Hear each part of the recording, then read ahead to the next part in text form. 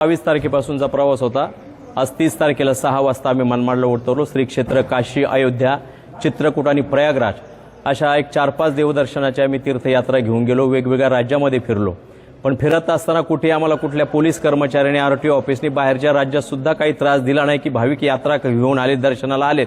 हा भाव त्यांच्या अंतकरणात होता। नेमका आमच्या महाराष्ट्रामध्ये, आमचा महाराष्ट्र हिंदूंचा महाराष्ट्र, वारकऱ्यांचा महाराष्ट्र, भाविकांचा महाराष्ट्र म्हणून आम्ही ज्या महाराष्ट्राकडे पाहतो, त्या महाराष्ट्रात आमच्या या वारकऱ्यांवरती रोडवरती गाड्या, आमचे भाविक कालची एकादशी आहे, त्यांना सकाळपासून चहा नाही, पाणी नाही, तिथे गाड्या अडवायला आम्ही रिक्वेस्ट केली। म्हणलं मॅडम तुमचं काय असेल 1000-2000 रुपये दंड तुम्ही घ्या, असेल त्यांची काही चूक तर, पण त्यांनी डायरेक्ट 10,000 रुपयाचा 2 गाड्यावर दंड टाकला। हे बिचारे जे गाडीवाले फक्त डिझेलवर आमची सेवा म्हणून आमच्या सोबत आलेले होते आणि 200-400 रुपये डिझेलच्या याच्या मोबदल्यामध्ये त्यांना जर 10,000 रुपये दंड भरावा लागत असेल आणि काय नाही, आमच्या भाविकांच्या फक्त बॅगावरती होत्या।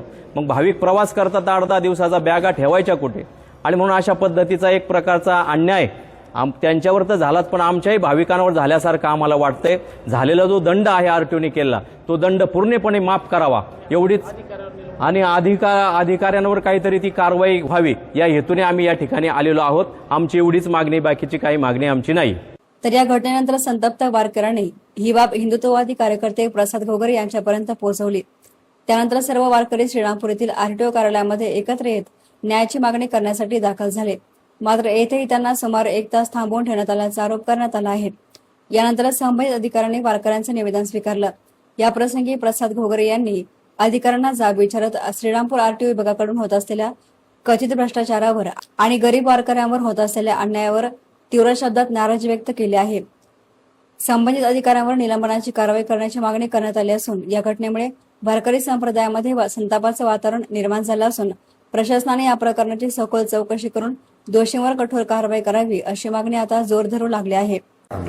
आमचे सर्व भाविक अयोध्यावरून देवदर्शन करून 2 धाम करून येत असताना मनमाड रेल्वे स्टेशनवरून काही वाहनांमध्ये येत होते, तर त्या वाहन बाबळेश्वर या ठिकाणी आरटीओ अधिकाऱ्यांनी अडवले आणि त्यांना वेगवेगळ्या प्रकारचे कारण सांगून त्यांनी दंड करायला लागले। तर त्यावेळेस आमचे महाराज मंडळी असेल, आमच्या माता भगिनी असेल, त्यांना सांगितलं की आम्ही देवदर्शन करून येतोय आणि आमच्या परतीच्या प्रवासाला चाललोय, तर कृपया तुम्हाला विनंती करतो की तुम्ही दंड करू नका।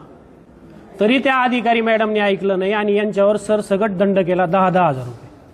200-500 रुपयाच्या डिझेलवारी आलेल्या गाड्यांवरती 10,000 रुपये दंड करून हा कुठंतरी हिंदूंवर सुलतानी कर लादण्याचा प्रकार या आरटीओ अधिकाऱ्यांनी केला आहे।